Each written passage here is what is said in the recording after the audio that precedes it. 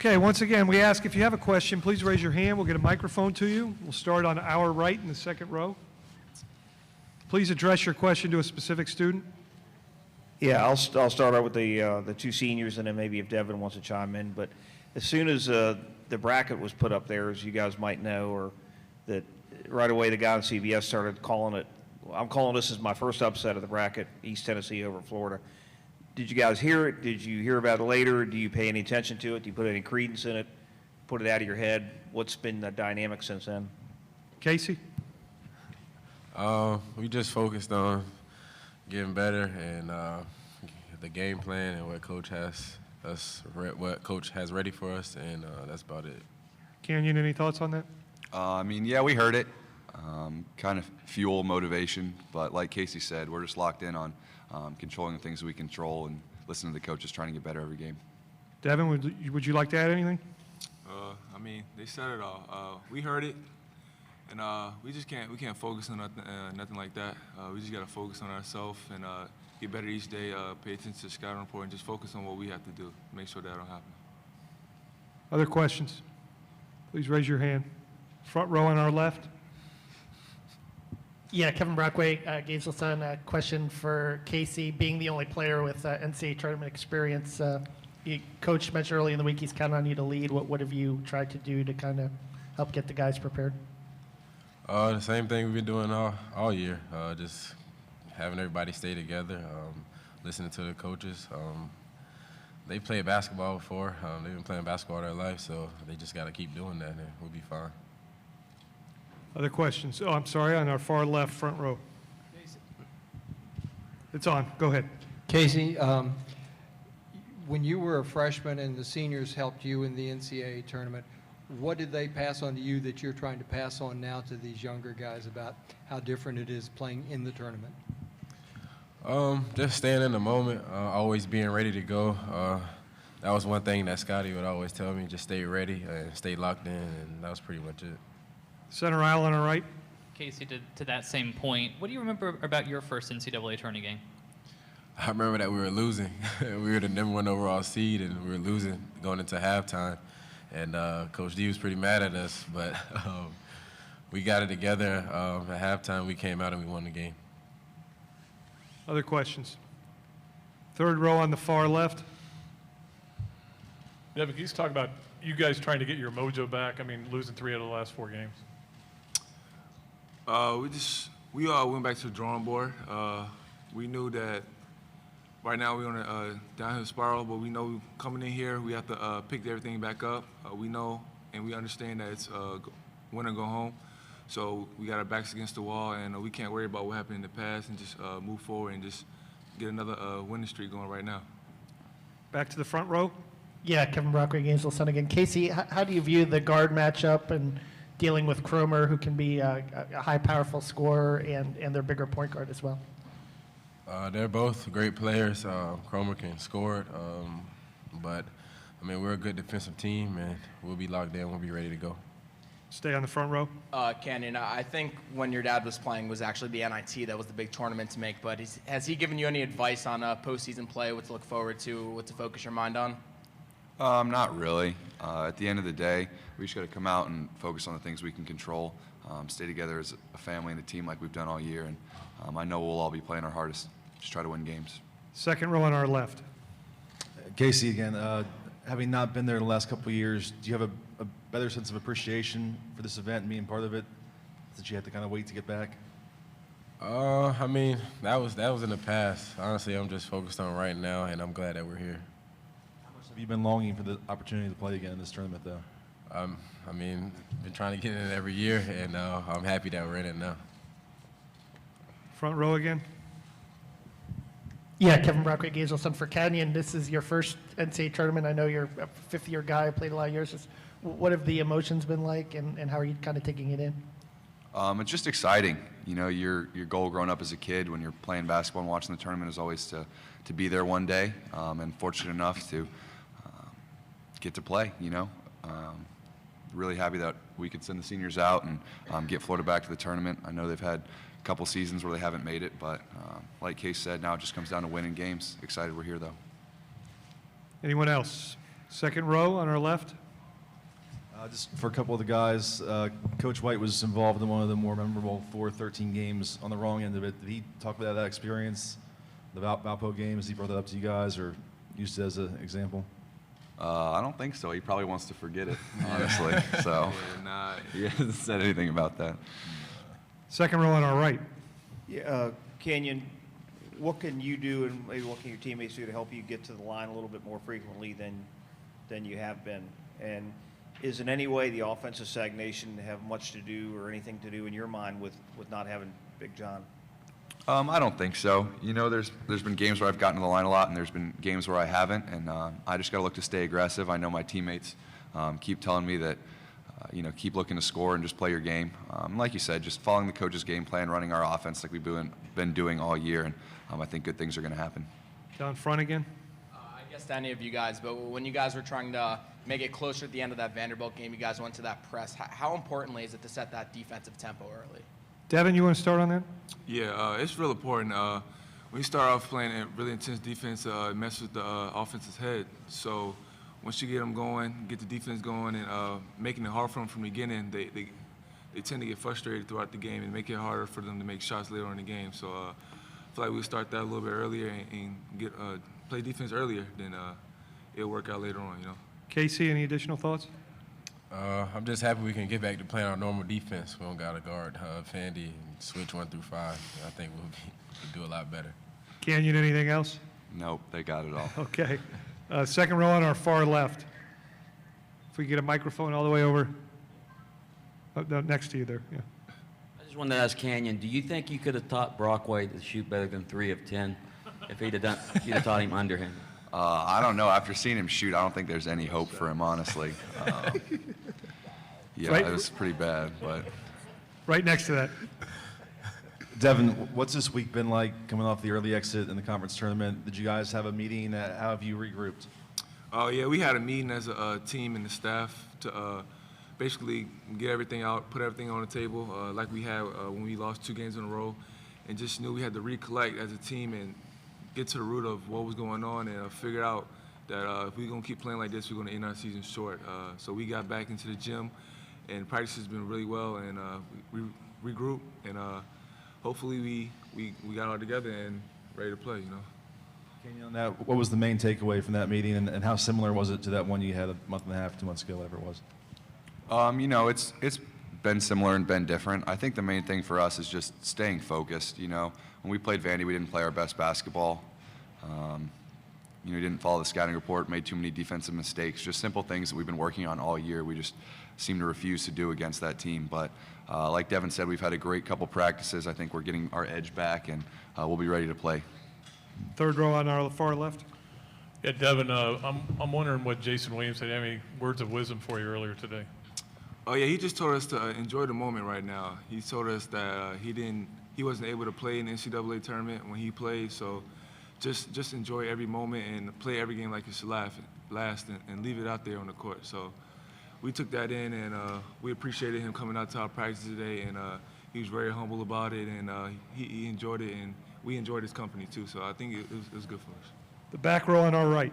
A couple of you guys, if you could answer this, you're in Central Florida, so you're fairly close to campus, but as you well know as players, this is Gator country. Could you just talk about the crowd, hometown flavor, so to speak? Canyon, can we start with you?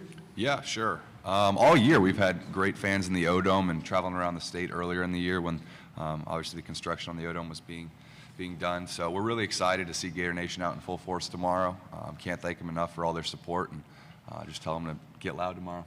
Casey? Yeah, like he said, I'm excited they're coming, but I don't want to have that be a thing where we get comfortable and think that we can depend on them. We got to go out there and execute and be ready to play. Devin? Yeah, I'm glad that we're in Orlando. It's 2 hours away. It's going to be nice to play in front of our home team, home crowd, but like Kay said, we can't get comfortable and depend on the crowd to help us get it. We got to come out here and still get the win. Gentlemen, thank you very much. Good luck tomorrow. Yes, sir. Thank you.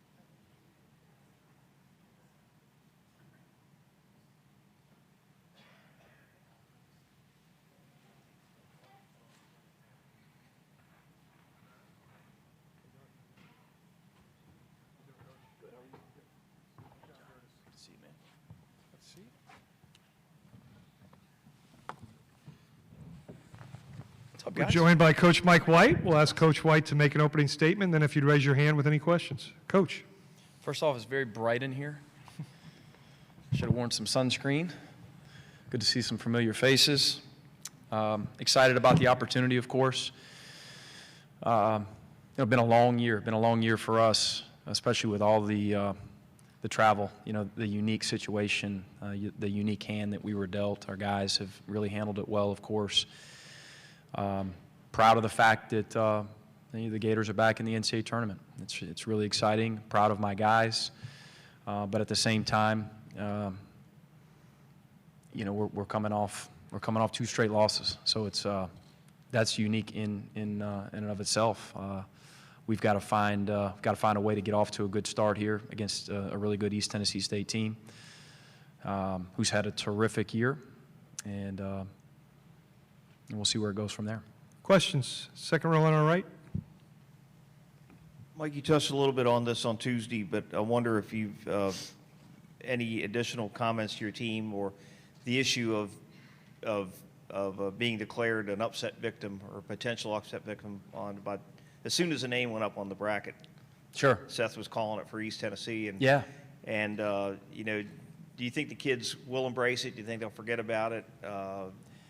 Is it all part of the fun about this time of year? Yeah, I think it's definitely a part of the fun. I think it's one of the things that makes this tournament so special and March Madness such an exciting event is that every game is huge. You win or you go home, and people love to see upsets, of course, and upsets happen a bunch. And there are a lot of really, really good mid-major teams, East Tennessee State being one. Our guys won't forget it because our guys, we watched it as a unit, and we watched it on a big TV in our locker room. And the volume was turned up loud. So they saw it, and they heard it. That said, it can't be a big factor for us. If we're thinking too much about that, we're taking away from how we're defending T.J. Cromer and not allowing him to get 41, and keeping Bradford out of the paint, and getting a touch versus Merriweather, who's an incredible defender, blocking out those 2 high major transfer bigs. Our focus needs to be on East Tennessee State and the game plan much more so than we're going to prove everyone wrong and not get upset. Heck, we were favored in our last game, and didn't take care of business. Other questions? Back row on our right. Coach, could you just talk about playing here in Central Florida, Gator Nation backyard? You're close to campus. The players said they were glad to be playing here, but didn't want to get comfortable with the crowd, that they needed to do their own thing. Well, that's a good response by them. I'm glad that's the maturity that I'd like to hear, and I hope that's that mindset is throughout the entire locker room, and it's not just talk, but that's reality, because we can't be comfortable. This isn't a home game. This is an NCAA tournament game. Both teams will be juiced up. It's more about the game plan and execution than anything else. That said, I'd rather be playing in Orlando than anywhere else. The hour-and-a-half bus trip was beautiful. It was great to get in a little bit earlier last night and not have to fly across the country somewhere. So, and our guys have earned that. Now we've got to do something with that. Center aisle. Hey, Mike. Correct me if I'm wrong, this is your first game as a coach in the tourney, correct? This is my 17th year of coaching, I believe. Denver, correct me if I'm wrong, 17. I've said 17th for a while, so I hope I'm not wrong. I said 16 for a while and 15 for a while to my players, and so you get mixed up sometimes. But yeah, I mean, it's really neat to be here. I haven't sat at one of these tables with this logo since I was a player. I've talked about this a bunch. I work for some really good coaches, and we accomplished some really neat things, winning 20 games at Jacksonville State, winning SEC West championships, and going to NIT Final Fours for Andy Kennedy at Ole Miss, and winning 3 straight championships at Louisiana Tech, but never did quite enough to get into this tournament. So it's really neat. So what do you think it's going to be like, and what do you think is going to be different about it? or anything? I hadn't thought about it, and I don't, and I won't. This is about East Tennessee State on a neutral floor. I mean, that's all it is to me. This is neat. Today's neat. The festivities are over with here this afternoon, and we've got 24 hours to lock in on a big opportunity for us. Second row on our far left. What are some of your memories as a player in the tournament? And I hate to be the one to go there, but do you bring up the 4-13 game, being on the wrong side of it? And No, not to our guys, unless they read this or, watch a clip here. But we talked about it earlier in the week. I've been on the wrong side of it, of course. It's got to be about the scout. It's got to be about execution. It's got to be about a little bit more discipline than anything else. I mean, this is 2 games in a row where if we did this, golly, if we just didn't do this, if we didn't allow this to happen, if we did this a little bit better, you're coming in with some momentum. And we hope to regain some momentum just by having a little bit more focus, a little bit more discipline, doing our jobs, being a little bit more accountable. how would you characterize the team meeting you guys had to kind of regroup after the conference tournament? And was it similar to the one you had mid-season?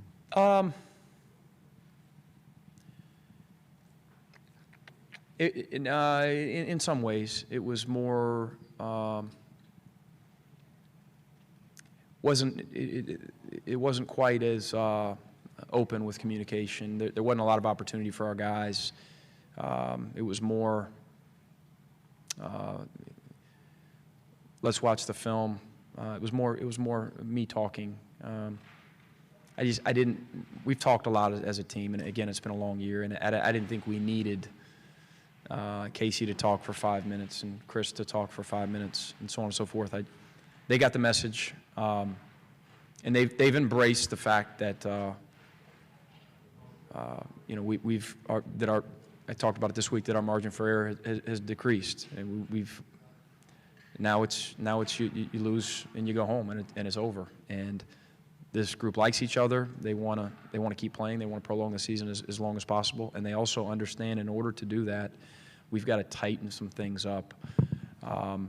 We've been pretty consistent offensively, but not overpowering. So defensively, we can't make the 4 or 5 mistakes that we made last week, which is better than making 20. But we're not good enough. We're not good enough to beat ETSU by making another 4 or 5 that lead to big baskets for these guys. We have one right behind that, and then we'll come back to our right. Mike, I'm curious if you ever had any interaction with Steve Forbes, or you have a great anecdote about him? We're looking for leads here. Oh yeah, you know I'm the worst on that one, Pat. No anecdotes for you other than I thought they had Tennessee rolling. You know, Tennessee was winning a lot of games, and so I'm his counterpart at Ole Miss, of course, and we'd run into each other a bunch on the road recruiting and scouted against each other, coached against each other. And then I recruited his program when he was at, what do we call it now, Northwest Florida State. It used to be called Okaloosa-Walton. Did a great job there, and have always been familiar with his teams, watched them play in the national tournament. Again, had a lot of success there, and it's not surprising the success that they're having. He's done a terrific job evaluating and recruiting. They've got a high major caliber team, and I know they'll prove that tomorrow, that they're very worthy of being in the NCAA tournament. Of course, they've got an SEC staff. All these guys work for Coach Pearl at Tennessee, and they've got SEC players. They're very good. This is going to be like a league game for us. Back row on our right. Mike, my apologies if you've been asked this before. So, NCAA tournament, so much of it is about matchups. What is your biggest concern matching up with East Tennessee State? Great question. We've had matchups, especially the last one that lasted 2 games, that on paper, going into the game, we thought was a very difficult matchup for us, both offensively and defensively, for a couple reasons. Honestly, with East Tennessee State, I think you've got two teams that are pretty similar in a lot of ways. There's probably nothing that intimidates them by us. I don't think that they're going to throw a ton of curveballs at us at the same time. I think that we know what we're dealing with. They know what they're dealing with. Speed, quickness, athleticism, two teams that play really hard, very good length, good depth, two experienced teams. So this one is as much about us as it is about the opponent. I guess your biggest, circling back, your biggest fear going into this one, especially because of us and because of the not too distant past, is just a couple mental lapses defensively, and Boy Cromer goes on a 6-0 run by himself. I forgot to call switch. I lost him in the corner. Can't have it. Can't have it. Transition defense is huge in this one. They're phenomenal in transition offense. They really feed off of it. They feed off of live ball turnovers to get them into transition offense. Bradford's terrific at getting in the paint. We overhelped a few times versus Vanderbilt in these last couple games that led to open threes. We can't overhelp on Bradford, although he scores it in the paint. They've got guys that can fill it up from behind the arc. And then lastly, we've got to defend the glass. We've got to do it collectively. Glass and Perea are high-level athletes with high-level motors, quick, strong, fast, relentless on the offensive glass. We'll take one more on our far left. Yeah, Coach, obviously everybody knows how competitive you are. How long did it take you to get over that Valpo, even though you weren't in the game at the time? How long did it take you to? That one felt like it's felt this week, honestly. That SEC tournament was rough. It's been a tough week, really tough week. I remember, you guys can't say that I've been bad with you yet because I hadn't missed an opportunity. Denver hadn't had to drag me to a press conference after an L, but after the Valpo, after the Bryce Drew shot, and I can't even talk about Bryce right now, I'm so mad at Bryce. We did text back and forth yesterday. What a great job he's done this year. But he hit that shot on us, and I remember sitting in that locker room. It seemed like for hours. And I remember telling, I was a kid. I was, 21, acting like I was about 14. And I remember our SID telling me, you have to talk to the media. And I refused, So I apologize to them now. I can't remember who they were. Was that your last year? That was my junior year. And we were very good. Ansu Cisse was terrific. Was an All-American, AP All-American that year, and Anthony Boone was a senior, and Jozon Darby was a senior. Jason Smith. We had a very good team, and really led the whole game. And it was just one of those, wow, that really just happened to us. And the year before was our first. Did you start that year? I did. Yeah, I started 4 years, and that year I guarded Bryce actually probably about half of that game, but we started getting better and better players. Thank goodness for the Ole Miss program, and so my minutes started decreasing, and that's probably why we had the year we had. And as a senior, I played even less. As a senior, we broke through and beat Villanova in the first round. It was huge for us. So, but that would have been our first win, if I'm not mistaken, in NCAA tournament history. It was our second at large. If you had been in the game, would you have stopped the shot? Well, Bryce knows. Bryce teases with me and says, "You wouldn't let me catch the ball. You were older than the freshman guard." And I quickly tell Bryce, "Well, I would have fouled you. It would have been a 4-point play. Would have fouled the heck out of you. I don't know if they would have called it or not." But he was a great player, and that was a big moment in tournament's history. Obviously, we wish we won on that end of it, but it's all part of it, and we have an opportunity to make more memories, to make positive memories. Ryan, earlier you asked me a question about the 413 about Bryce. I didn't mean to deflect. Did I dodge anything? I went on another tangent. Did I? You guys got each other's back. Coach, thank you very much. Good luck tomorrow. Thanks, guys. Thank you.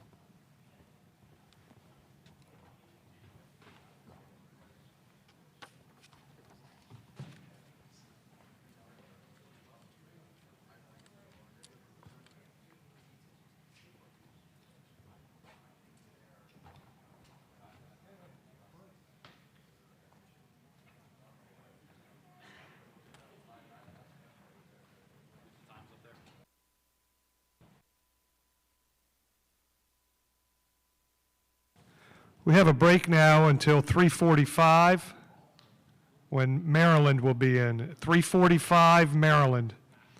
The order will be Maryland, Florida State, Xavier, and Florida Gulf Coast.